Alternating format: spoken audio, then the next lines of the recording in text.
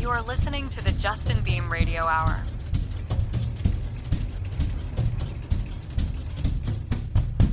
From the frozen expanse of the American Midwest, this is the Radio Hour podcast, and I'm your host, Justin Beahm.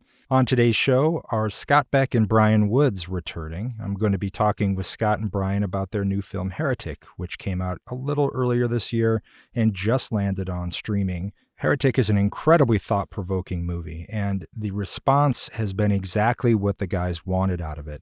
I talked to Scott and Bryan a few months ago, right before the film landed, about the goals for the movie and about what they had hoped audiences would get from it, and it seems it's gone exactly as they had aspired. The movie is intended to encourage conversation among viewers and also to prompt internal reflection, really. It's about life, it's about religion, it's about the things we believe and invest in, and it takes all that and kind of just puts a mirror right in front of your face with it, forcing the viewer to look and think about the things that they have allegiance to. The film is making all kinds of top 10 lists across the industry, and it's hitting really big on streaming right now, where an entirely new audience is being opened up to it. They've had a good run of movies. They were the writers of A Quiet Place back in 2018. They wrote and directed Haunt in 2019, which we then teamed up on for the Ronin Flicks Blu-ray release. An amazing box set from Ronin, by the way. It's often available on their sales if you go to roninflix.com. Man, we put so much into that. We have the Tom and Andy soundtrack, early shorts from Scott and Bryan from back when they were kids here in Iowa, tooling around, trying to get a hold of film, trying to grasp this thing that they wanted so badly. And you can see that ambition in those early films. We also have a documentary on there. There's commentary. There's a lot to find on that Haunt release from Ronin Flicks. When we were working on that Blu-ray release, they were talking about how hard it was to pitch that movie. The challenge of getting a studio to bite on essentially a silent film. And when that happened, boy, did audiences respond. And HERETIC is an extension of all of that. It not only exemplifies their mastery of the craft, but also I think it rattles cages in a way that we need in our cinema right now. I've said it before on the show. We don't need safe cinema. We need dangerous. We need thought-provoking and challenging. And HERETIC is all of those things. Master turns from the three primary cast members. And those efforts are definitely not being ignored by the industry. Hugh Grant has a Golden Globe nomination already. There's a Spirit nomination for Scott and Bryan for Best Screenplay on this. And I'm sure this is just the beginning because we're here really in the early days of the award season. Now, genre films don't typically get loved this way. We all remember back to Hereditary, for example. Toni Collette's performance was amazing. I mean, absolutely on par with what Kathy Bates was celebrated for in Misery, for example. Everyone looks back at that as this groundbreaking moment for Kathy. I really think that Hereditary should have been the same for Toni Collette. But because it's a genre film, a lot of people turn their nose up at it. And that's something people still mourn to this day. The fact that Toni wasn't more celebrated for that in a critical way. But again, genre has always kind of stood outside the critic purview, right?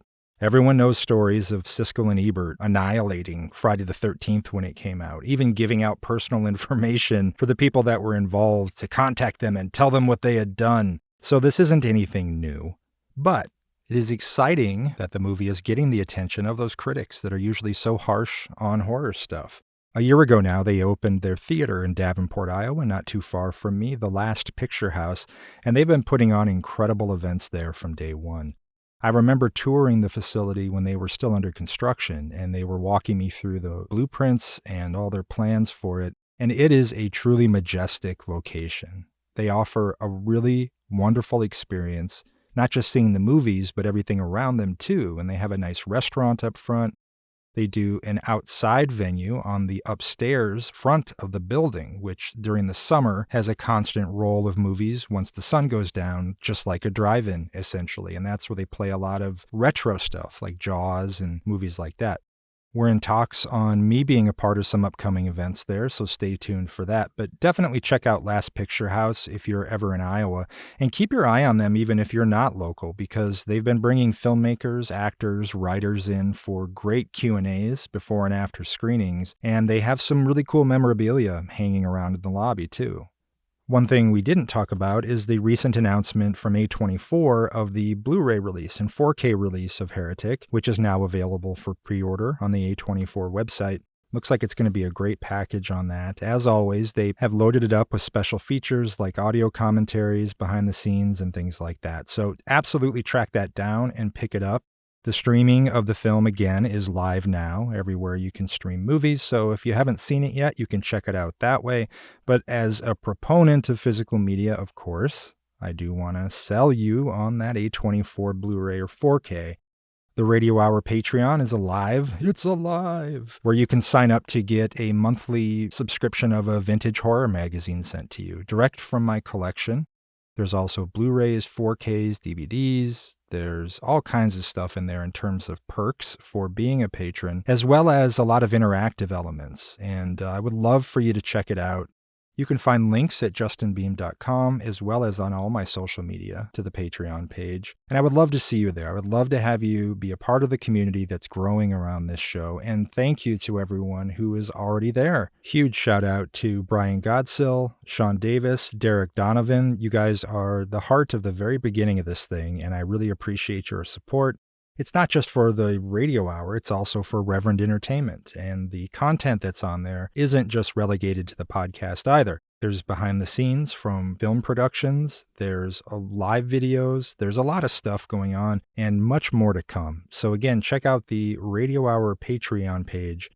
And something that I've never been good about mentioning on the show is ratings. If you go on Apple Podcast, for example, down at the bottom of the Radio Hour page, you can rate the show on a star basis, like a 5-star thing, and you can leave a review as well. It's something I haven't been good about paying attention to historically, but it's reinforced over and over again now that I need those ratings for the show for growth and for expansion and exposure. So if you would just take a moment on whatever platform you listen to the show and give a rating to the program, maybe leave a comment down there, that would sure mean the world to me and also really benefit the future of the podcast. And then finally, in terms of housekeeping, there's the merchandise store over at justinbeahm.com. When you hit the drop down at the top, you'll see Redbubble Wearables store there, and I've added a couple designs to that. There is a new Radio Hour shirt available on there. There's also the first in a series I'm going to be doing featuring title screens from the documentaries that I've done. So the first one is from the Paris Hilton piece on the House of Wax Blu-ray a few years ago. When I title these things, I like to do a little nod to something else. Oftentimes it's music, because music is such a huge part of my life. In this case, it was a little tribute to the Misfits, one of my all-time favorite bands. So the piece is called Die My Darling, instead of the Misfits title, Die, Die My Darling. And the t-shirt is a capture of the title screen from that interview piece, which I think looks really cool, with Paris in the background as she's running away in the film. So good, so cool. And there's going to be many more to come. There's, again, lots of other designs on there, including one Bryan Godsill, I think if you're listening, you're the one who asked if I would do a Dead Reverend shirt. This came up on the last episode too. I think I've told the story behind the origin of the name Reverend Entertainment on a previous episode, so I won't bore you with it again. But at the time when that was all going on, relating to the wrestling matches and my character that I had created of the Dead Reverend, I had this idea to do a comic book, expanding on the universe and on the story, because I had created this far too elaborate background story for the character that I was playing in the ring. And I thought it was worth exploring a little more. But anyway, the comic book didn't end up happening. But I did have an artist do a rendering of the comic book iteration of the Dead Reverend, which is me coming out of the fog, dressed as this zombified, tattered reverend. And I love the art. I've always loved the art. So I wanted to do something with it after Bryan brought that up. And it's on a shirt at the Redbubble store for Reverend Entertainment. And again, keep your eye open for more of those title screen shirts in that series. I just think it's so cool. There's also a tribute shirt on there to Terror in the Isles, where I took the skull from the cover of that VHS tape, which had the titles of all the movies that are featured in the film running within the outline of the skull, I guess you'd say. I pulled all that out and replaced it with the titles of a bunch of different movies that Reverend Entertainment has produced the special features for on these various discs over the years. I have the percentage set super duper low on there just to get this stuff out there. I know it's not going to be a big money maker or anything like that, but every dollar does help me and helps the show. So there's a couple different ways you can support Reverend, support the Radio Hour through the Patreon and the Redbubble store. And if you have any ideas for something you'd like to see, hit me up. Well, for anything, really, contact me through social media or through my website where there's a contact page. I would love to hear from you. For now, though, let's get into that conversation with Scott and Bryan. I hope you enjoy. Scott and Bryan, thank you so much for coming back on the show. I'm super excited to talk to you guys. This has been one hell of a year for you. Thank you. Thank you. It's always a blast to catch up, Justin. This response to Heretic, I am so fascinated about this. The three of us talked for Rue Morgue magazine a few months ago. It was prior to the picture's release. And at that time, you were talking about how you were really excited to make a film that incited conversation, that encouraged introspection and discussion among the audience. And before I give you what I am seeing out there from my perspective, I would love to hear about that. Before we get into more nuts and bolts stuff, what has the experience been like for you in seeing how audiences are responding? Well, I mean, it feels like it began even before the movie was released, because so much of our process was showing early cuts of the movie and getting feedback, whether that was like in small, intimate screening rooms of, 5 people, or if we're opening it up to the more professional process of like 300 strangers in a AMC in Burbank. And it felt like ever since then, there was this consistent dialogue that was happening after the film, where we would speak to certain people that were in the audience, and they would have their own relationship to the movie by way of their own relationship to whether they were religious or non-religious, and however that interacted with their life. But like the rollout of going to like Toronto, going to Fantastic Fest, on and on, has been wildly fulfilling in a way I don't think we've actually experienced on any of our prior movies, in that it is a discussion. I think back of like when we were kids making movies in Iowa, and we would show our parents, and we would joke all the time as adults that like the feedback was not about the movies. Like our parents would just be like, what's going to be for dinner? Like, are we going to get ribs from Texas Roadhouse? And like, that was so disappointing as cinephiles not to have an experience that you could talk about with the movie, which is something that Bryan and I bonded over when we first met as kids. And it's something that has been fulfilling in the wake of this movie, is having conversations with people, sometimes at length, whether they're Mormon, ex-Mormon, not religious at all, atheist, more interested in philosophy of religion rather than spirituality. It's been on and on like that, nonstop, it feels like, for the better part of 2024. So feels nice, to be honest.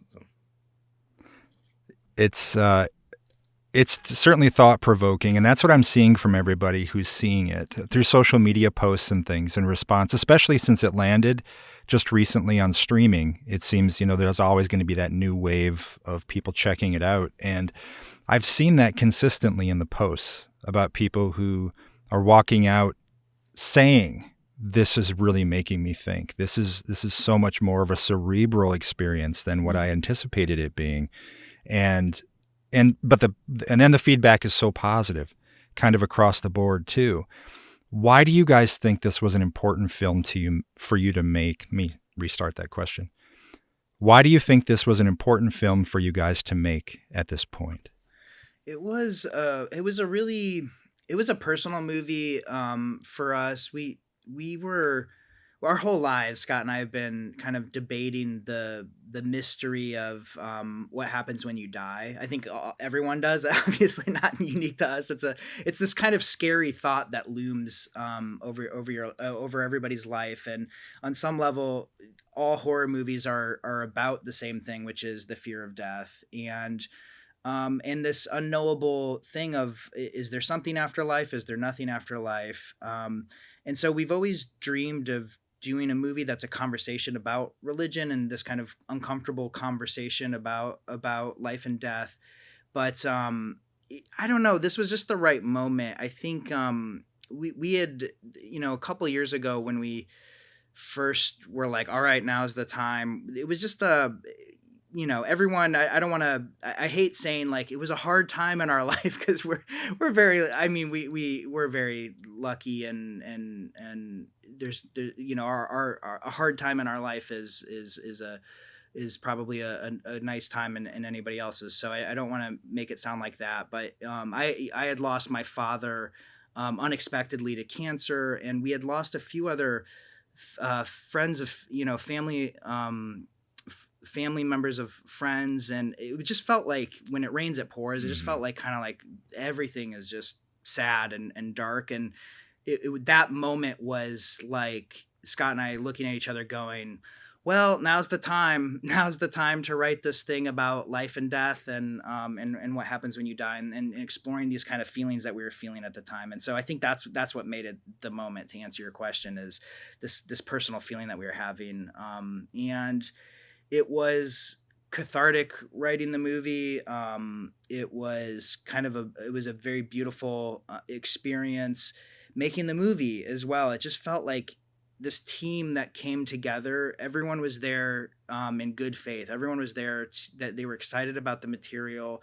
Everyone kind of felt a personal connection to it. Some people very literally, like Sophie and Chloe, who play the lead missionaries. They were raised Mormon, and so the kind of Mormon backdrop of the film and playing sister missionaries was something that was like very much a part of their lives. Chloe's said multiple times, she's like, there's a version of my life where I grew up and became a missionary. Like, she thought she might be a missionary one day. And so it was personal in that sense, but just personal because everybody has their own relationship to religion and belief and disbelief. And so making the movie was really interesting with this crew. And the cast, like, kind of talking about those things, and oh, like, are you a believer? No. Why aren't you? And were your parents, did they raise you in a religion? Just having these conversations, it was so rewarding, and I don't know, nutritional. It felt like I felt like we were growing as people, getting the chance to make this. And I think as cinephiles, like, falling in love with filmmaking again, because you go through so many ups and downs. Each film that you're lucky to make, but it really felt like it was going back to like square one of like what really drove us, in the first place to make movies, and that was at the heart of Heretic. Looking back at your trajectory that you guys have been on, you've been making movies since you were kids. We've talked before about the scorecards you'd hand out even when you were in high school and stuff. It's so cool. But A Quiet Place landed, and that kind of changed the landscape for you guys in a really big way. You got a lot of attention right away, agency, things started to move really quickly, and then a series of films came out in the wake of that you guys were a part of. What do you think the perspective or the perception was of Beck and Woods prior to Heretic, and do you think it's different now?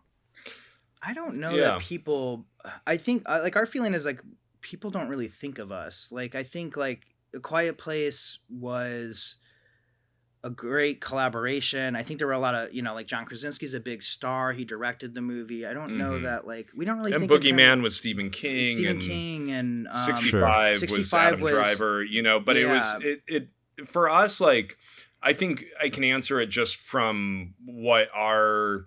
By the way, I still don't think people think. I think even like Heretic is like it's almost as if A24 wrote and directed the movie. Like, oh yeah, but it's like for us, like I can only speak to a personal standpoint. It's like we love popcorn movies. We love movies that elicit strong reactions from an audience in real time as you're watching it.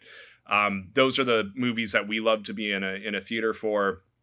But I think Heretic started to get back to like what we originally were making when we were teenagers for no money whatsoever. And when we were teenagers, it was like derivative ripoffs of like Paul Thomas Anderson or Paul Schrader, like trying to get to the marrow of like a character and really understand the architecture of a human being and funnel that into Trojan horse it into some sort of genre film.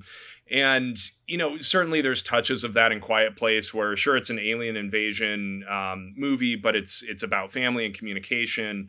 There's traces of that in Boogeyman and 65, but for Heretic, it was more like the percentage of popcorn thrills and horror was maybe a little less, and a little more emphasis on character and existential quandaries that were a little more personal to us. It's the most us out of anything we worked on. Justin, you saw the movie really early, and I remember talking to you afterwards and going like, kind of like going like, I think this one's just for us. Like that's kind of how it felt. It almost felt like, I don't know if anyone will like this movie, but like we really wanted to like do something that like finally felt like our voice. I think like, it's not that you can't feel our voice in our other work, and we're very proud of all of our other work, but it did feel like when you're a young filmmaker in this business, there's a lot of pressure to kind of do like very commercial stuff, and sometimes your instincts, your artistic instincts get stamped out, and that's maybe silly, because sometimes those artistic instincts that are like weird and personal are actually more commercial than the kind of boilerplate stuff that the business wants to kind of put on you, Right. Because people tend to connect with things that are very specific. So I don't know. This one just felt like, wow, like finally, like we've gotten to a point in our career where we can like do the thing and not feel pressured to kind of deliver on certain things that maybe were not native to our personality or who we are. That makes a lot of sense. And I've had so many conversations with directors over the years, especially if they're director writers, where if they're part of a bigger project, when they finally get that bigger project, there's an element of removal that they did not anticipate when they showed up for that experience. And so they're no longer able to pick up a C-stand and move it or whatever it might be. Just, hey guys, give me 3 minutes. Let's step aside with the actors and let's just talk this through real quick. Everything is so layered at that point. And you guys come from this completely purely grassroots level in your filmmaking, as organic as can be. Because when you're a kid, we don't have those filters and boundaries, right? You made Haunt without the filters and boundaries, right? And then the studio stuff started happening, and it's so big. So Heretic came in the wake of all that. It's still technically, I mean, A24. This is no small production, and your cast is incredible, which we'll touch on a little more in just a moment here. Did you feel closer outside of just the material? Did you feel more hands-on and more like blood in the mix? Yeah, like I think about when you mentioned making movies as kids, it was like, oh, we've got a free Saturday, we've got the script, Totally. we know we can shoot this scene, and maybe there was always that energy that, oh, if you felt inspired to like shoot it a different way or just change on a dime what you want to write in the script, that could happen. And it's not like, I'm not saying that because that happened necessarily on Heretic, but that was definitely the feeling of it versus like bigger studio movies. You feel, an encumbrance of, we have to exactly stay on this schedule. We can't deviate from the plan. Even if like in the moment you feel inspired and your collaborators feel inspired, that's going to be a recipe for disaster from the political standpoint. Whereas Heretic, like even though it's A24, they almost felt like the parents that give you a video camera when you're a kid and they say, go off and do your thing. Like that's really the spirit of what they are. And by the way, we're saying studio films, but even our indie films like Nightlight, which was a kind of a small independent production, and Haunt, like even those to a certain extent, certainly less strings attached than a studio project, but you're still working with financiers and producers who are putting millions of dollars on the line. So it's not like it's not the feeling of your kids again. That's true. Even on Nightlight, I remember like having debates with certain powers that be of like the lens choice, and we're like, well, we're the filmmakers. Let us just choose the lenses. Whereas like Heretic was all those gatekeeping devices being removed. And that doesn't mean A24 doesn't care or they're just like thoughtless. Like they're very collaborative. And we're always checking with them. Like, what do you guys think? And like, what's your feeling on that? And we want to hear their feedback and their notes, because their notes are awesome and they're super smart. But it's just, you did feel like if you're in the middle of a scene and you're like, oh, I'm inspired to shoot this, or we should have like our B unit, like pick this up. Like there was that excitement and energy to do those things. And it's not easy. Like, you're fighting the clock just like you always are, no matter what movie. But it definitely felt like a return to what we loved about it. I think, again, it's what helped re-energize our love of filmmaking, that we've seen so many other friends or acquaintances start to like lose their energy or their path when you get chewed up in otherwise a system that feels a little more soulless. Yeah, for sure. And maybe we're nostalgic about this stuff, right? We look back at our early days. It's like a band. The first album, it's going to be the purest because that arrives at the end of years of just playing in clubs and jamming when you're free and whatever. So there's no filters in there. So we're nostalgic about that. But just because you can't go back to that doesn't mean that it's not right. And there's an evolution that's going to be organically happening as you're working through the process and then learning how to play those chess pieces to your benefit creatively. So do you think, what lessons did you learn between, let's say, 65 Boogeyman and Heretic? What lessons would you say that you guys came away from those films with? So many. I don't even know where to begin. We learn, every movie is a learning opportunity. Like working on, like, this is not to the heart of your question, but just as a quick aside, like, making 65 and getting to work with Adam Driver, for our money, one of the great actors working today, we learned so much about what, directing a great actor and what a great actor needs to do their best. Like, that was so educational. So we're always like, we always have our antenna out. What are the kind of like sweeping? I feel like one thing that we learned is we're most excited and at our best when we are writing in a vacuum and there's no expectations. We haven't told any producers or studios what we're writing, not even our agents, and just have the freedom to explore on our own versus what oftentimes, especially when you have an agent, they're like, oh, there's this open writing assignment, or there's like, go in and pitch this version of the movie. And if you sell the pitch, then you get to write the script. And the problem in those circumstances is it's great business, and because you get paid up front, a lot of money. Like, it can be, but we don't care about that because it creates an expectation that the studio has in their head. Oh, this is what I think the pitch is, and they're going to write this great script. And then you, as the writer, have your own vision of what the pitch is and what the script will become. And it doesn't ever meet in the middle. Like, it's always a tug of war. And so for us, I think that's why most of our projects have been set up as like spec scripts that nobody's asking for. They're all originals, is because it allows us to go to producers or whatnot and be like, this is the movie that we want to make. If you don't want to make it, great. We'll go back to Iowa and we'll raise money ourselves. And that's the mentality we had on A Quiet Place. And then that's the mentality we had on Heretic. 65 was too big for that. Boogeyman obviously was like a Stephen King property, so you needed to go through the proper channels for that. And I think really it's just about following whatever we're passionate about. I was listening to the author Rachel Yoder from Iowa City, who has her novel Night Bitch that was turned into the Amy Adams movie, and she was talking about the process of writing that, where it was such a personal story that she was like, I'm writing this just for myself. I have zero expectation to ever put this out in the world. And she's like, I don't think anybody's going to relate to it. It's so weird, this metaphor of this motherhood and turning into like this dog. And then sure enough, she talks about like getting the manuscript out and it sells in 2 weeks. And then a week later, Amy Adams' production company wants to make this a movie, all because people related to that in such a humanistic way that they wanted to see that story on screen. I think that's the perfect encapsulation of like an artist who is unabashedly pouring their soul onto a page, and that is something that I think we're just gravitating towards. Even, more and more. It's funny. We at the Last Picture House, our theater in the Quad Cities, we just screened The Room. Tommy Wiseau, right?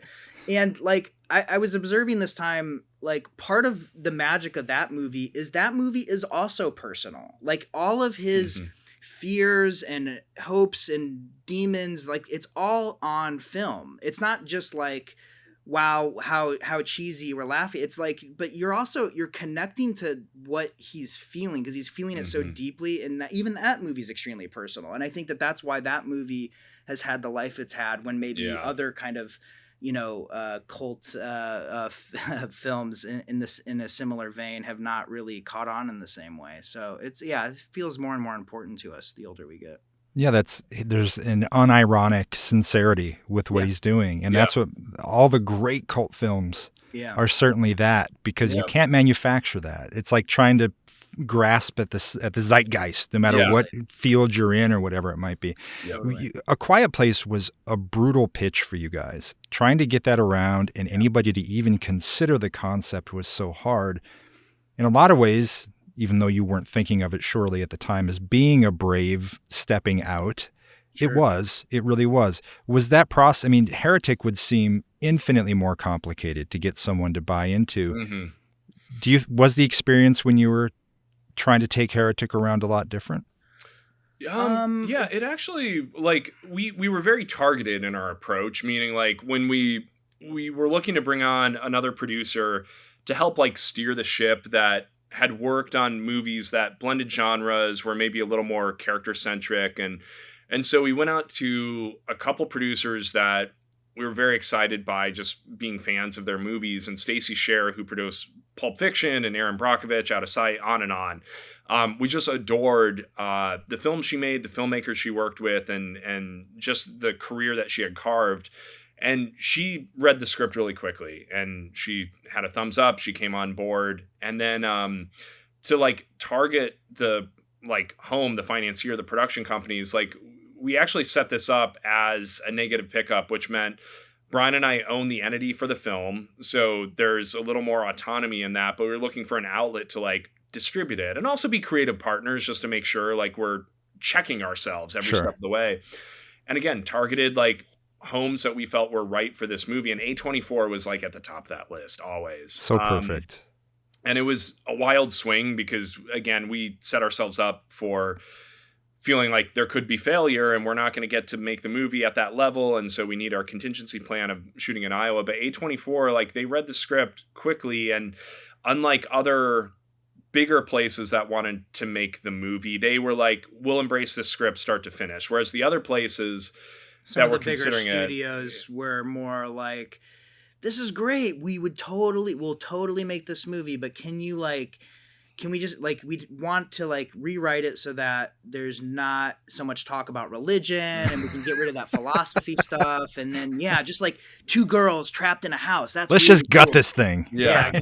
So basically all the stuff we were interested in, they kind of wanted to minimize. But all the indie people and A24, it's been a dream of ours. When A24 like first started making movies and distributing films, it was like, oh my gosh, somebody has created a brand around our favorite type of movies. And if I had to define that brand, and people have a very personal relationship with the brand of A24, it's almost a cult unto itself. Oh yeah. So I'm going to define what I think the brand is, and it might, your listeners might disagree with this, but what I felt when I first started watching the films that they were putting out was it was marrying art house movies that were super thoughtful and brilliantly made with movies that were like genre movies and like movies that were like entertaining and like so the hybrid of art house and popcorn, which is like what Scott and I have always wanted to do. Like we felt like that was kind of our brand. Like we felt like we wanted to like marry the two kind of worlds and make them one. It's like, why can't a really entertaining movie also be like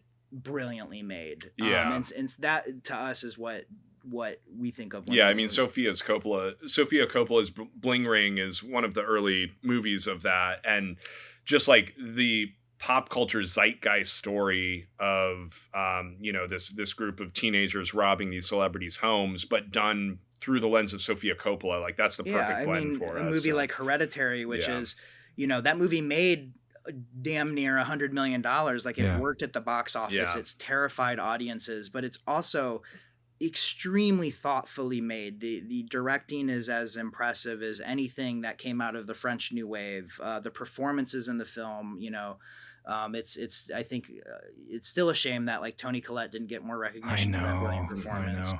And so anyways, we've just been longtime admirers and honestly thought they would, we weren't cool enough to make a movie with them. It's been a long time since there was, I'm going to use the term studio, that has a voice. And that voice resonates. I think back to Roger Corman's various iterations of his companies, and people came to trust in what he was doing and the people that he was bringing on board, and therefore he became an incubator for all of the future of cinema, really, in so many ways, right? And today, where the studios, none of them really do have a voice. There isn't any studio that you can point to and go, So true. I'm on board.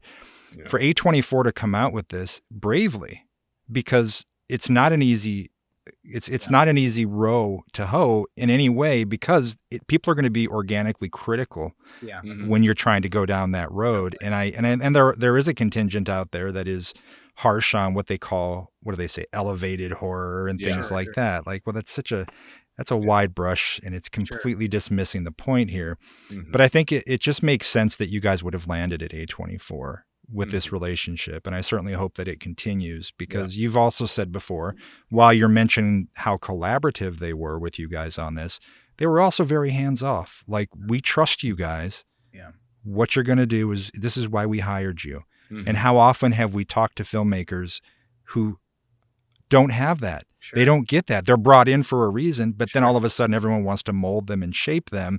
I just think it's wonderful that they allowed you guys to do that this way. And having worked with them, they are courageous. Like, testing the movie and putting the movie up in front of an audience and knowing that the movie that we wanted to make was a divisive movie, that if we did the thing that we set out to do, people would leave the movie and go, I just, I liked it, but I didn't like the ending. Or like, it was like, the setup was this, but like, I wanted it to do this in the second half, or I wanted it to become this. And that was like, we obviously, like, when you're talking about religion, it's so personal. Some people are going to want it to do this thing and that thing. And so there was a point in the post-production where we all knew, we kind of went like, okay, we could, craft the ending like this and go over here and do that and pick up the scene here and make a very satisfying ending that people would go, woo. But is that what we're trying to say? And it was the studio, and I can't tell you how uncommon this is. It was the studio that was like, you guys have to do, like, we want to do the script that you guys, brought to us. Like, this is the movie we want to make. And like, we want to help you land that version of the movie. And we don't care that people might be a little unsatisfied. We don't care that, like, that's kind of the point. That's the dialogue that you guys have been trying to do. And just for them to support us like that and make us braver because they're so brave at taking, is the coolest. It's like, that just does not happen. Just as a couple of, kids who have been working in the business this long, it's just like, we know how rare that is at this point. And it's very cool. There's a lot of rare elements here. Another standout in this film, I mean, congratulations, Golden Globe nomination for Hugh Grant in this film. You're laughing as I say that, but what else can you do, right? Tell me about when you heard the news. Oh my God. I mean, yeah, it was actually a funny thing, because like, we're texting like early in the morning, just because it's like the 1 year that we're like, let's wake up early, just to like. But you say 1 year, but I want to be clear. I am such a movie nerd. I've been waking up for the Golden Globe announcements since I was fucking 10. Yeah. I wake up and I listen to that crap. Like, it's like a sport to me. It's fun. Yeah. It's ludicrous, but it's like, I love, it's just fun to like wake up and go, who got nominated? But no, it's so fun, because the concern that, not the concern, but I think the observation that all of us have had is, when you make a movie in like a thriller horror genre, it's rare to, intersect with the awards conversations. And, the awards conversations is like, on one hand, you can't take them too seriously, but on the other hand, like, you do have to be honored by the idea that there's a lot of peers or critics that are recognizing the work and acknowledging it. And so you find yourself somewhere in the middle, and yet we get to be benefactors of having worked with Hugh and him gracing his presence in the movie, and just get to like cheer from the sidelines in the biggest way possible. And to see somebody that is as dedicated as Hugh Grant, his process for creating the character of Mr. Reed was as in depth as I can imagine Daniel Day-Lewis in terms of the preparation, the amount of granular details he's trying to funnel into every single beat of his performance on screen is unparalleled. And so to see that recognition makes us extraordinarily happy, dare I say proud. And between that and some of the other recognitions, I mean, yeah, just feel incredibly beside ourselves to be on this side of the movie now. Whereas, 2 years ago, we didn't know if anyone was going to make this film. Yeah. Well, we just talked about Toni Collette. Yeah. I mean, Yeah. what a shame, right? And I think everyone looks at that and goes, genre. That was the blemish that no one could see past in the eyes of these voters. It's just incredible. And for Hugh Grant, who's stepping out in this performance here. Mm-hmm.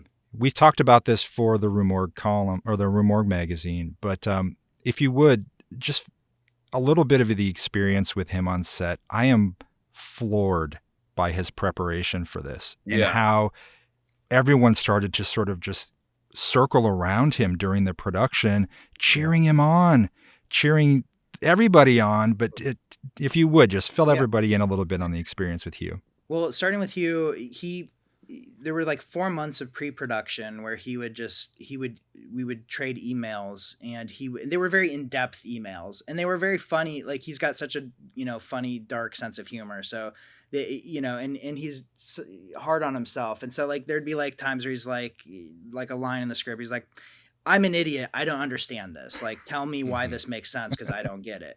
But of course he gets it. He's poking at it. He's what he's really saying is like, I don't think that this like works or whatever. So prove to me that it does. And then we'd write an essay back about like why this thing makes sense. And he'd go, oh, interesting. And then he would funnel that into basically, I don't know, like a 200-page autobiography. He was creating a character, and he would test stuff with us. He's like, I'm thinking Reed might have came from this place and went to school here, and this was his peer group, and this was his childhood, and maybe there was this trauma that kind of broke him. And he would kind of test out different kind of like backstory ideas on us, and we'd go, we think this, we kind of agree with that. We were thinking more Christopher Hitchens, Richard Dawkins over here, but what about that? And it was really cool. So he spent a lot of time building that character out. And so when we got to set together in Vancouver, he was extremely well prepared. We had about a week and a half of rehearsals, and it started off really well. Scott and I were blown away. He would always go like, all right, here's nobody act, like, we'll just read the scene. And like, of course he's incapable of like not blowing us away. Like, his idea of reading the scene is, an Oscar worthy performance, in these rehearsals. And it was really cool to see him together with Sophie and Chloe and just really feel this kind of ensemble, coming together. And we felt really proud, but there was also like a lot of tension and fear, because I think we had the same realization that Hugh had during the rehearsals, which is like, oh shoot, like this movie is like a play, and we should have been maybe rehearsing it for a month and a half instead of just a week. Like there was a little bit of nerves there. But watching him work through that, he's such a professional and excuse me, and a mentor in many ways. I felt like we learned a lot from him. Mm-hmm. And then all the way through production, like seeing him on set was just, he was constantly wanting to explore. Take after take would be different, instead of some actors that would like repeat the same thing time and time again, which was exciting. There was something a little more electric about that performance, and how he would interact and provoke Chloe and Sophie, and then that would give Chloe and Sophie something to give back to him. And the like cohesive nature of those three, the way that they interacted on set is rare. It's very rare to see each of them giving each other so much and wanting to like be there to cheer each other on, to the point where like the crew was also cheering them on. Like, they would do this 15-page scene all in one take, and you hear the applause afterwards. Like, there was something special that it felt like we all were a part of. And even if like the movie went on and nobody saw it, like we would feel so grateful for just that experience in a vacuum. It's crazy that there's that library scene in the movie, which is the scene where eventually he pulls out all the Monopoly boards and the iterations speech. Like that entire sequence, that library is in the finished movie. It's a 30-minute scene. So it's one scene that's 30 minutes. But that scene is cut down significantly from like how long it actually was in the script and how long it was when we filmed it. So it's like, you have to imagine it's a 45-minute scene, really, maybe even longer. Maybe it was like 50-minute scene. That's crazy hard for the actors to memorize that kind of dialogue and be present in real time. It's not like, most movies are 3-minute chunks and 3-minute scenes and time passage in between each scene. But to be in a thing for that long and headspace, it really was like theater, and they performed it like theater, and the crew watched it like theater, and we as directors, and it was pretty unconventional, to say the least. Sophie and Chloe are just incredible in this film, and everyone's talking about Hugh, but man, they are so magnetic, and together there's something really special in that bond. And you hear about this all the time. Oh, so and so got along great with so and so. They had great chemistry or whatever. But these two, I mean, you feel them, and they're sort of hoping for each other's help, hoping for guidance, even though there's nothing there. So both of them kind of reaching into the ether the entire film when there's really no foothold or grip at reach. And the way that they pull each other through that, I think, is just astounding. We've talked about Hugh and his prep. Can you talk about them? Yeah, well, Chloe and Sophie emerged as like the top contenders for these roles after an incredibly exhaustive casting process, and a casting process that invited a lot of big actors, like actors that even though they're probably only 22, 23, 24 now, like we've seen on screen for the last better part of a decade and we're huge fans of. And then Chloe and Sophie start emerging throughout this process as just feeling like, oh, they feel so authentic to these characters. They feel so real. And you eventually get to the stage in casting where your top picks, you mix and match and you see them in person, and you see how they feel. And there was something so real about the way Chloe and Sophie interacted as Mormon missionaries, nailing the intonations, nailing the way that they said certain words, but also feeling both connected but disparate at once, which is kind of the life of a Mormon missionary, where you're assigned to a city, sometimes halfway around the world. You're paired up with somebody that you don't have a pre-existing relationship with, and you're thrust into this dynamic where you have to go door to door. And we realized at that point in the casting process, both of them had a relationship to a Mormon background. They still had family, extended family or friends that were in the LDS church. And that lent this authenticity that we knew could bleed its way onto the screen. And then working with them in pre-production, they, similar to Hugh, they wrote maybe not a 200-page autobiography, but like an essay about like their experience on the mission. And it was so telling. Each of them had a very different approach to these characters in the best way possible to make them feel dynamic in and of themselves, so that when they came together, you could see a clear difference in their personalities.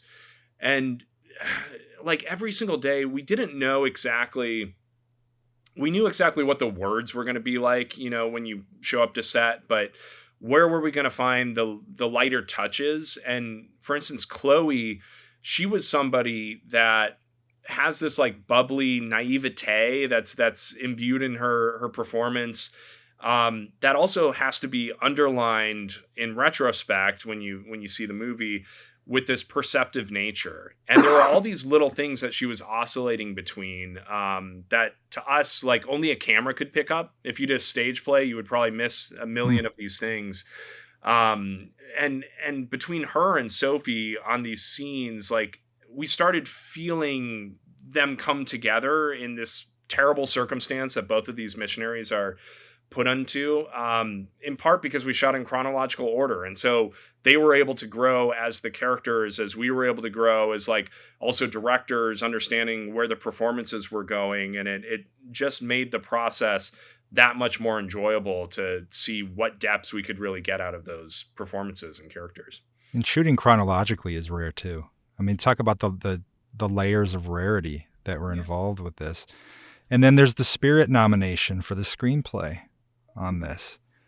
I mean, completely unexpected. Yeah, very, very shocked and surprised by that. Yeah. You were going to tell me about the day when you heard about the Golden Globe nomination. We ended up down a little bit of a side road. Tell me about that day. I mean, I can't say it's anything super interesting other than getting my daughter ready for school, and I'm watching the live broadcast, and then I start getting texts from our producer, Stacy, and she's like, "You just got nominated for the Golden Globe." And I'm like, "What? I'm not seeing that." And I realized my broadcast was on a buffer and it was way behind.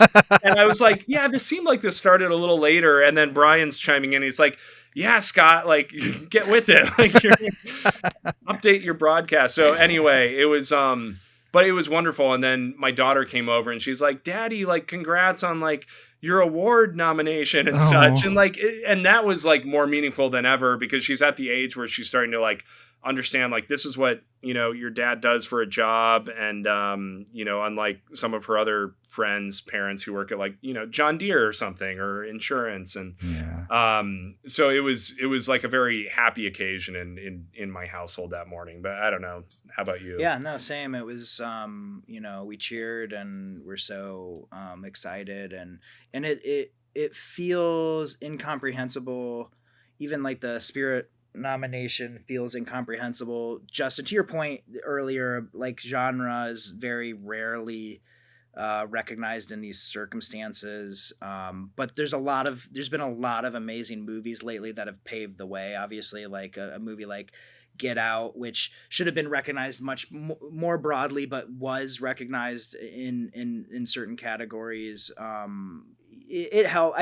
You know, and in genre, so like you just can't ignore genre. It almost arguably is the movie industry. Like we're having this conversation the weekend after, you know, a big kind of Sony Marvel superhero movie totally face planted at the box office and critically, and so there's an argument to be made that like genre is the industry right now, so you can't really ignore it. And of course, like, there's been so many great movies this year. I mean The Substance. I mean, you go on Substance, and on. Long Legs. Long Like Legs the success of those movies and is so exciting to us because, again, we're not talking about movies that are based on IP. Like they're very filmmaker driven. They're very specific voices. And they're original. They feel original. Yeah. It feels like yeah. There's an excitement when you hear about those movies or you see the trailers or you see the clever marketing for Long Legs, and you're just enticed to like get more, but don't give me too much. Like, let me go see the movie. Whereas it feels like the noise that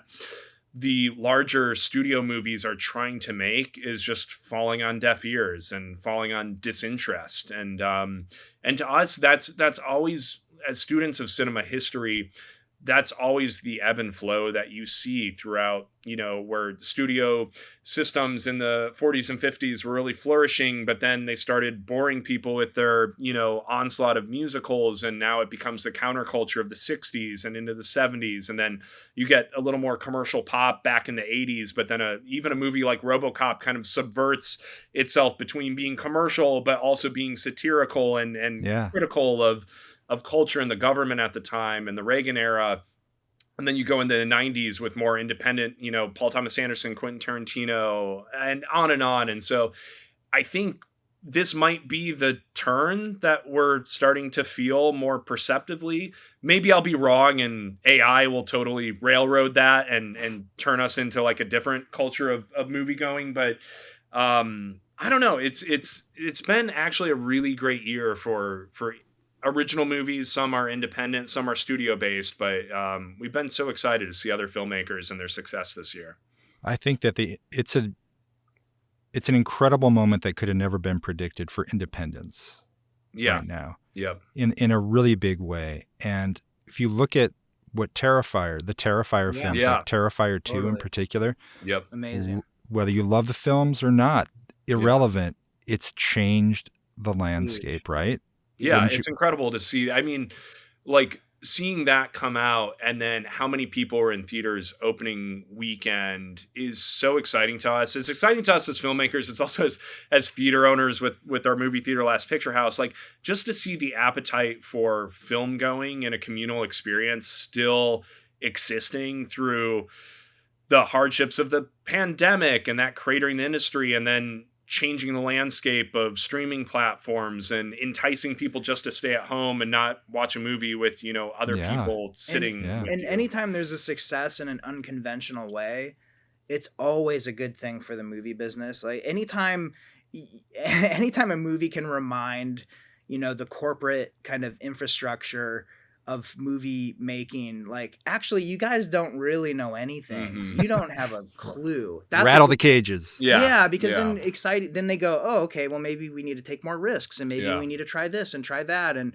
that's good. That's good Yeah. for movie going. That's good for movie lovers. Yeah, totally. Congratulations, by the way, on a year Oh, with thank Last you. Picture House. Yeah. When we were there and I took that tour, just seeing the Yeah. skeleton of what it was going to be. Yeah. And then a few months later to be there on opening, it was just Yeah. incredible. And I'm just so proud of you guys for thank you. sticking with that and delivering something that's so unique. You are bringing the filmmakers in, you're bringing the actors in, you're doing these you're adding educational elements that are normally only found at film festivals and things like that. And so I think that's so incredibly valuable. And I applaud you guys for Last Picture House in 1 year. Oh, thank you. Thank you very much. It's been quite an exciting thing to go there on nights. Like we did have Rachel Yoder, the author of Night Bitch, there on this last Friday night. And to see so many people that during the Q&A, they weren't just talking about the movie, they were talking about her novel. Like they were people that had gone to the movie, being huge fans of the novel and speaking very in depth about that. And seeing them interact in a way that, like you said, it's typical at film festivals. We usually are, when we're out in Los Angeles and get to go to like Q&As, especially during award season. But us, that felt so remote in growing up in Iowa. Like anytime Paul Schrader came into town, like we were the first ones there to listen to him, even if he wasn't talking about movies but only talking about religion. Like we were there to like listen to it. And obviously, Justin, you've had like firsthand experience with some of the greatest filmmakers of all time, and like the knowledge that they can provide to young artists is unparalleled, and it's just fun to be able to see people soak that up and have this like pipe dream of like, oh, maybe there'll be other filmmakers from the Quad Cities that go on and get to make their movies and come back. But it's also about creating an experience. It's like, yeah, we can all sit and stream movies all day long, but you don't, at least this is me speaking for myself, I don't necessarily remember those movies. Sometimes those experiences kind of drift away. But when you go to a theater and you sit with an audience that's full and you take that ride together, and then you get to like hear from the author or the filmmaker, that creates a memory. And I feel the same way about physical media. Like it creates a memory when you get this like cool, DVD with this gorgeous box art, and you open it up and you open the thing and you put the DVD in the player, and now you're kind of like committing to doing something, and then you watch the special features afterwards and the interviews, and obviously, like Justin, this is work that you do so brilliantly that we're so excited as fans of your work to like watch every time you have a new DVD come out. It's like, oh, we got to get that one, even if it's a movie we're maybe not familiar with, because you're creating memories and an experience, and everything's so disposable right now. It's like hard to remember. I feel like we all have this kind of amnesia when you ask even people in the movie industry, when you ask like, what'd you see this year, and that blank stare. And it's like, like you work in this business. I'm asking somebody who's an executive, they've seen 400 movies. It's not like they haven't seen any movies this year, but it's all become white noise. So we're trying to break through that white noise and that kind of amnesia. So true. I mean, as you were talking, I was just remembering up in Cedar Rapids, and this would have been like 20 years ago at the Collins Road Theater. They screened Friday the 13th on 35 millimeter. And it was this like faded, ugly print, but like it was so perfect. And the audience was just so ready to see that movie. It was, I think, like, it might have even been a midnight screening or a 10 o'clock screening maybe. But I don't know how many times I've seen Friday the 13th. Plenty. But like the one time I remember watching that movie is that experience in a theater. It was so great. Yeah, the theater there in the Quad Cities in Davenport. I remember when I was living there one summer, they had a kung fu, like a weekly kung fu thing happening. Oh, cool. And it was at midnight. Yeah. Each outing. And I would be one of like 3 people in the theater, this big cavernous theater. But I've tracked down every single one of those movies, and they're all terrible. They're all so bad, but I so love that experience. And I've also been a part of a film festival in Indiana called the B Movie Celebration that used to happen. And I was a host there for a number of years and whatever. But it was all guys like Fred Olen Ray, Jim Wynorski, Kevin Tenney. I mean, it's like the United Nations of B-movie cinema that was rolling out, and they were screening movies that never would get played anywhere else. And I fell in love with every single one of them, and it had so little to do with the movie and so much to do with I was traveling with my friends and where we stayed in the hotel, and I'm out with Fred Olen Ray while he's powering through cigar after cigar, telling me all these bizarro stories about his adventures in the game. That's the stuff that really matters. And you guys, I've always been so impressed with your educational focus. You have been transparent from the very beginning. And this goes back to your early days when you were so young that you guys were not only making yourselves available to anyone, including people in the productions, but you have also used the platform that you have through social media, through interviews and things like that to sort of lift the veil on so much of the business and really help nurture that generation, the next generations that you were talking about. Last Picture House is an extension of that. And so as a note, I think that maybe I would like to ask you guys about that might help some of these filmmakers out there. How have you used audience feedback from the time you were young, through to, Heretic, the most, your newest film, you guys, this is always a very important part of your process, but it's one that a lot of independent filmmakers don't consider. Right. Maybe they don't see the value in it. Maybe they just aren't familiar. Maybe they're terrified to do it.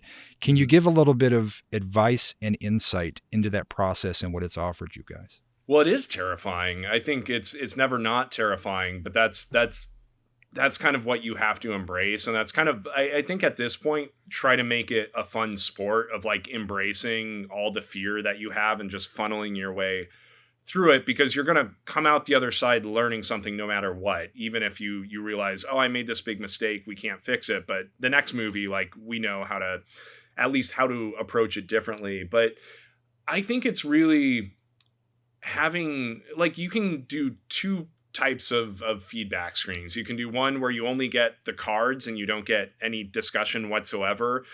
And that can be useful to try and discern a consensus of notes. And if that is meaningful to you, if that is speaking to you in a way that you had a little voice in your head and you're like, yeah, I don't know if that was working, that's where it can be useful. But I think our favorite thing is having these smaller bubble screenings where it's like 5 to 20 people and you can actually have a real life conversation, because that's often where the nuance is of understanding, like, did you buy into this character? Did you fall in love with this character? Do you hate this character? And if so, why? And maybe you're supposed to hate this character, or maybe you're supposed to turn on them, or maybe you're not supposed to fully love them. Like, all those things are so incredibly useful because they're the ways that we talk about movies after we see them in theaters. Like, it's the same conversation that we have after watching like a A24 movie that came out earlier this year, like Civil War, which was a movie that I found a lot of divisive opinions in the conversations I had. And I was trying to understand, like, what's the divisive nature? Is that a good divisive nature, or is it actually harmful and the movie should have changed this or that? And on that specific movie, I actually feel like the divisive nature is very purposeful and you approach it. And I feel like when we were screening Heretic, that was in the back of our mind of like, oh yeah, if you feel divided about this movie, there's a certain degree of which, okay, maybe it comes down to the filmmaking, but maybe it comes down to that's the theme of the movie. That's really the conversation that it's having. And you can't have those in a bubble. You have to put the movie in front of people to really understand where the pressure points are of the film. Yeah. how can filmmakers overcome that fear? Because I think many people are very afraid to have this stuff interpreted, because it's a relationship with the audience in film that's so different than like a live band, where you're standing in front of an audience. True. You're going to know what works and what doesn't. Yeah. You create these things, you hand them to the universe, and then you just sort of hope for the best, and then maybe you get a Golden Globe nomination, maybe you don't. Yeah. It's complete guesswork after you've handed it off to the world. Yeah. So how do you think filmmakers can sort of overcome that? Do you have any notes on that? No, I just think all I would say is it's worth it. It's not, there's no overcoming it. It's just, it's the worst. I don't even necessarily like watching a finished film that we've done with an audience. Even that's quite painful. But it's always worth it. You always want to know, and it's instantaneous too.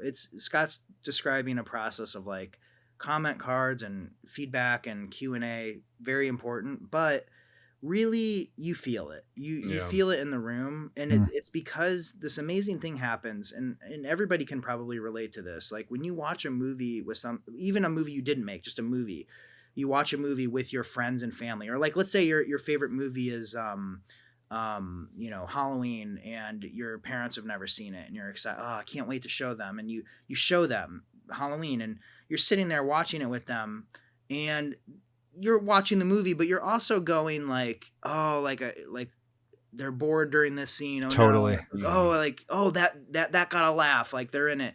Like you're watching it for yourself and through their eyes, and it's changing how you feel about the movie. And that's very similar to when you write and direct. You put the movie up and you instantly can just feel it in your gut. And Scott and I, we always have the same, when we walk away from a screening, we always have the same notes. It's like universal. It's like we go, this scene didn't work. This scene, this should have been better. I could tell they were bored over here. Like this was disappointing. You just, it's so interesting. And so it's really worth it for young filmmakers if they're even if they're nervous about it. It's an amazing part of the process. I think one thing I'm reflecting on is like we had some of our early movies like in high school screen at like the Cedar Rapids Independent Film Festival, for instance, and you approach that with a little bit of excitement but a lot of trepidation. At least we did. But that was very telling. Like that was the exact experience that we had. Where you could feel in the audience like, they're not really into this moment. And I think it's a muscle that you exercise, perhaps, where the more you do it, the more you understand the process. Meaning, if you have an unfinished film, there are still things that you can do to maybe help it play better. And so subject yourself to that early, because you don't want to be screening the finished version of the film and feel like you could have done more. And so I think it's crisis intervention. If I have to compare it to something, like you just want to get in there early and make sure you've done all you can. But there's also an acceptance of like, you can't please everybody. And so make sure the film that you're making is still pure to your voice. And so it's almost like two disparate things that you have to rectify in your head, where it's like, listen to the feedback, but don't betray the movie just because you're leaning in other people's feedback. No, that's so good. That's so great. Well, in watching the early cut of Heretic and then seeing the final product, I mean, that there are elements to that we discussed that I was unsure about on the first take, but that had my eyes welling up at the end. Oh wow. That last moment.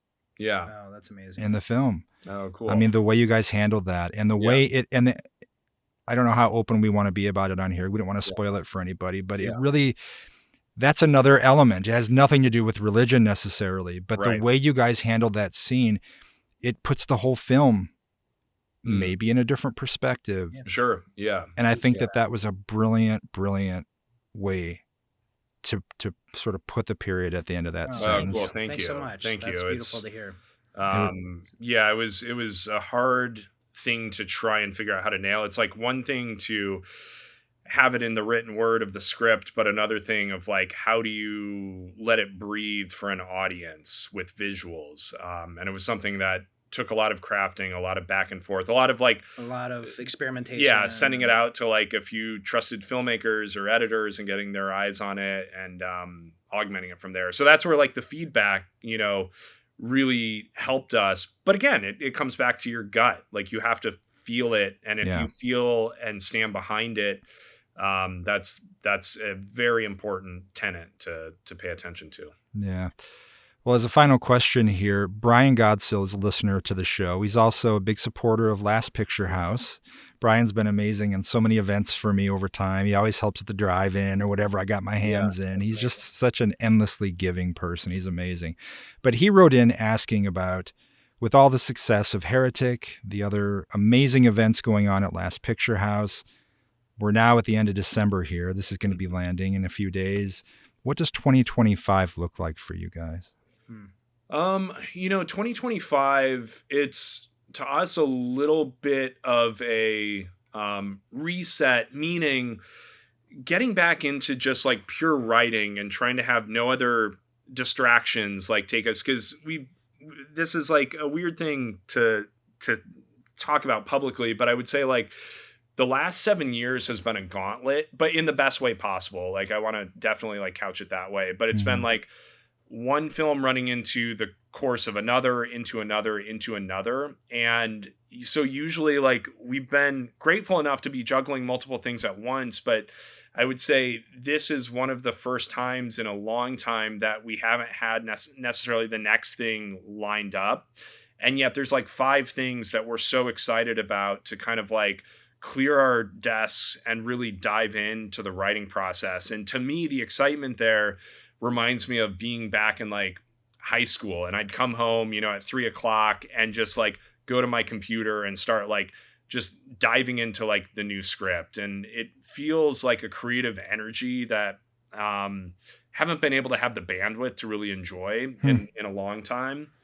And so I think this year will be about maybe even cranking out all 5 of those scripts. I don't know. We'll see in like 365 days, but that to me is like the excitement of this next year. Totally agree. Yeah, it's nice to have the time to enjoy the process, because that's one of the things they don't teach you in film school, is that if you're lucky enough to have a career, sometimes it feels like you're just under so many deadlines and pressures, and you're kind of working insane 16-hour days in general, because there's just so much going on, and so you don't always get to stop and smell the roses. You kind of you're a little exhausted and too tired too sometimes, and in particular the last few years rolling directly from 65, which was very hard on our you know on just in general in our personal lives and other and beyond, to go right into Heretic was a lot. So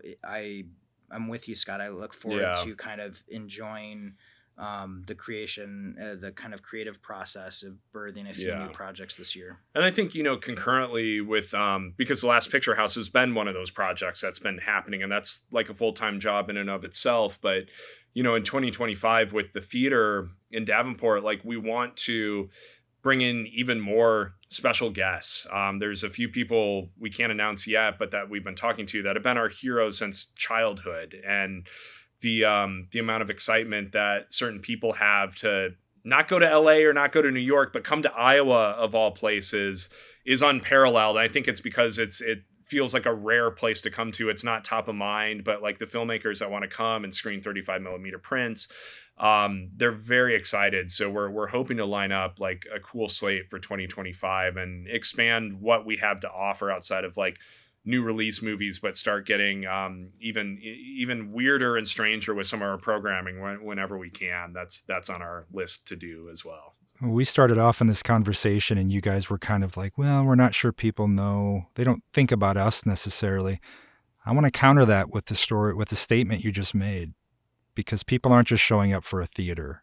These filmmakers, these writers, they're showing up for you guys. And that's because you have established something really special, and it goes beyond what you've created. It's what you're nurturing as well, and how you guys approach this. And that includes taking time with me today to catch up and on the record discussion. And I really appreciate it, you guys. This has been wonderful. Super kind. That's Thank you. insanely sweet of you, and Yeah. thanks for having us, and love everything you do, and thanks for making this world we love so much, film and filmmaking. Thanks for making it so much fun and awesome. Yeah, I mean, actually, throughout this whole recording, I have a mess of Blu-rays all over in this room.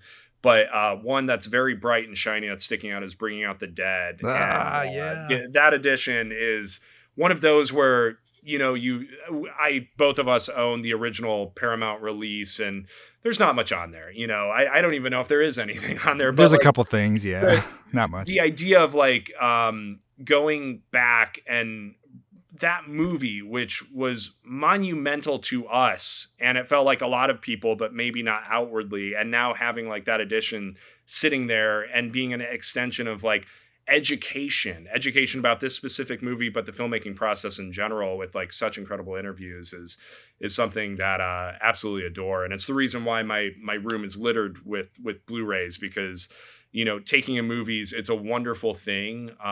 But it's also like, it's enriching in a way from an educational standpoint, entertainment standpoint. And so at the same time, I want to throw it right back to you for being like, just, you know, commanding like this incredible, you know, career that you've also created among all the other things that you've constantly been doing.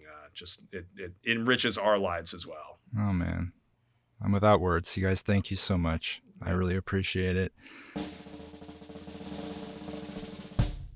Another great conversation with Scott and Bryan. What a fascinating approach to film, right? I love that they're not only wanting to enrich audiences, but give them a great experience with what they're creating. And again, with Heretic, get everyone talking, get everyone thinking, and really challenging themselves in their own perceptions of what they believe in.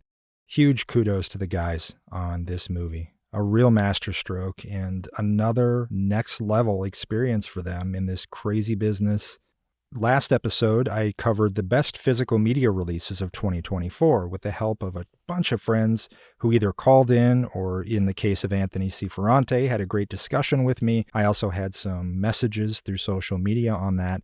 There was one that came in late. I had already finished editing that episode when this showed up, but I definitely want to include it on this one. The call is from John Larkin at Films in Review. Check out his site, filmsinreview.com. He's also on Instagram and I'm sure other social media as well. His insight into this stuff is really outstanding, and he'll keep you up to date throughout the year on the newest, the latest, the greatest. But here he offers us his picks for the top few releases of 2024. Hey, Justin, it's John Larkin, managing editor of Films in Review. Wanted to call in and share some of my favorite titles that came out this year.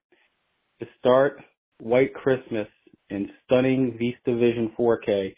The image quality on this blew me away. Absolutely stunning job by Paramount. The first VistaVision film ever lensed, and they did it justice. From Kino, Columbo The Return. I'm really glad that Kino did this. These are the episodes that came later on when he was older, and I think a lot of them are more obscure. A lot of them probably aren't as remembered as the original, but Kino gave it the 4K treatment. They're released on Blu-ray, but they're 4K transfers, and there's some really great ones in there, and Kino has done a fantastic job with the whole set. And the next title, I think, is one that you did some work on. It was Once Upon a Time in the West in 4K, which automatically gets a spot on this list because it's been a dream title, one of my favorite films of all time. And Paramount did a beautiful job with not only the transfer, but the whole disc release. I think my absolute favorite release this year had to be the Frank Capra at Columbia 27 disc set. It includes 20 films going back to the silent era, an absolute juggernaut of a release for not only physical media collectors, but for any cinephile out there.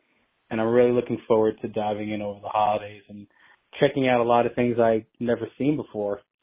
Anyway, thanks for taking a listen, and happy holidays. John, thank you so much for calling in. What a great list there. You got White Christmas from Paramount, the Columbo set from Kino, who's been just killing it. I mean, the sheer volume of stuff coming from Kino every year is mind-blowing. Thank you for including Once Upon a Time in the West. That was an incredible project to be part of. I'm really, really proud of how that turned out. And that Frank Capra set, boy, when they announced that, I saw it. I was diving through the specs on it, and it is unbelievable. 27 discs. It's a heavy lift. It's also kind of heavy on the checkbook, but absolutely has to be worth checking out. I just had It's a Wonderful Life on the other day. That 4K that came out, I think maybe a year or two ago, something like that. I just treasure that movie. It means so much to me on so many levels. And this time of year, of course, I'm going to put that one in. Love Capra. Thank you so much for calling in, John. Really appreciate it, brother. Continuing to clean off the shelves here on the podcast, I have a message that had come in quite a while ago, actually. It's from my brother, of all people, Mitch, who wrote, "I'm curious to hear a story or two about some of your time in Wisconsin growing up and how that state is perfect for horror films." My parents are both from Wisconsin. My dad's from Wisconsin Dells, and my mom is from outside La Crosse, Wisconsin. She comes from a family of farmers up there who still, to this day, are on the same land that they've been on for generations. I have the fondest memories of summers spent there, of holidays, especially around Christmas. It's a big family on my mom's side. So there were always lots of kids around when we were growing up, and we had these incredible vistas to go hang out on. All those farms are on these rolling hills outside La Crosse, which offered great sledding. We would also hop in a toboggan that would be tied to my cousin's snowmobile, and he would drive us around these properties. It was endless exploration. The best place for me to connect with nature, which is something that continues to resonate to this day. No matter what the season is, if it's winter, if it's summer, nothing but wonderful memories there, but also some scary memories. I mentioned going up there during the summer, and my parents would leave us there for a week or two, and we would usually alternate between one aunt and uncle's house and another. One of them had a bunk bed in this back room of the farmhouse that had 2 windows in the room. The bunk bed was kind of tucked in the corner. That is the one that I remember in particular being pretty scary for me as a kid. At night, you hear all kinds of things being out there, and there's lots of coyotes in the area, so you'd be laying in bed, staring at the ceiling, missing your parents, and then you start to hear this howling. You'd hear the wind rustling everything. In the winter, there were always storms that would blow through, massive snow drifts, and who knows what crawling around outside those windows. I remember very distinctly laying in that bunk bed, trying to get to sleep while listening to this symphony of mystery outside the walls.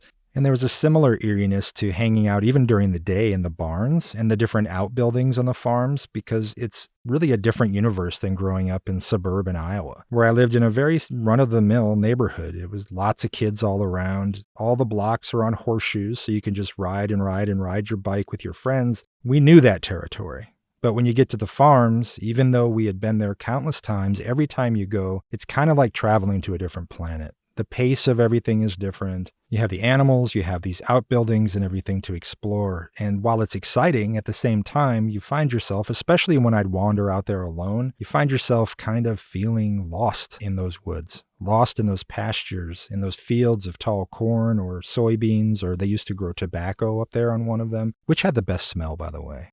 When they would dry out the tobacco in the barn, I still remember very clearly exactly how that smelled.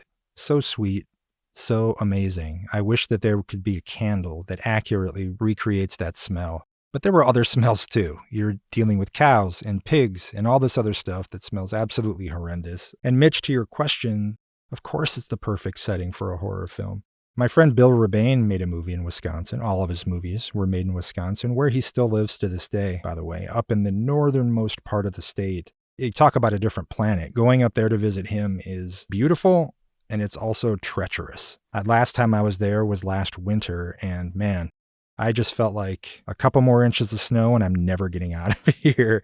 But anyway, the reason Bill set his movies in Wisconsin is because it's a very specific topography. It's a very specific vibe. And I think that Blood Harvest really puts that on display. Of course, yes, it has Tiny Tim playing a crazy clown character in it. It's worth the trip just for Tiny in that performance, but also it's so Wisconsin. The Mystery Science Theater guys have a heyday with the giant spider invasion, one of Bill's other films shot up there, which I think is probably my favorite episode of that show. But anyway, it puts Wisconsin on full display, and it's a great creepy locale. It kind of seems like it's really another universe. And then there's the weird history of the state with like Ed Gein and Jeffrey Dahmer, and it's a place of great mystery. And I would love to see more movies being made there. I would love to see more movies being made in Iowa, frankly, Mitch. I think that this is a state that's too often overlooked, and once the tax incentives went away a few years ago after being horribly abused by some totally reckless producers, it's kind of dried up here on the cinema front. Now, that being said, there is some great documentary being made here. My friend Christian Day is in Des Moines hustling commercials and all kinds of great stuff from here.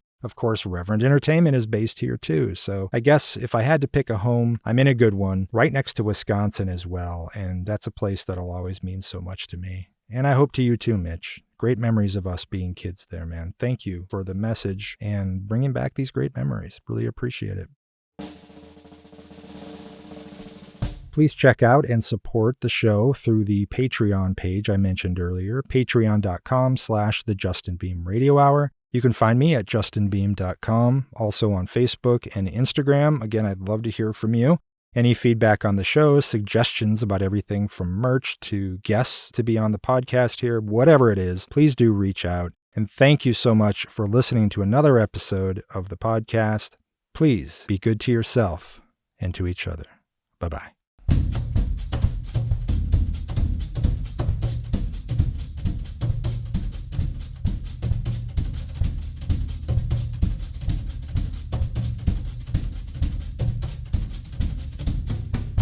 You have been listening to the Justin Beahm Radio Hour. The Radio Hour is a production of Reverend Entertainment, copyright 2024. All rights reserved.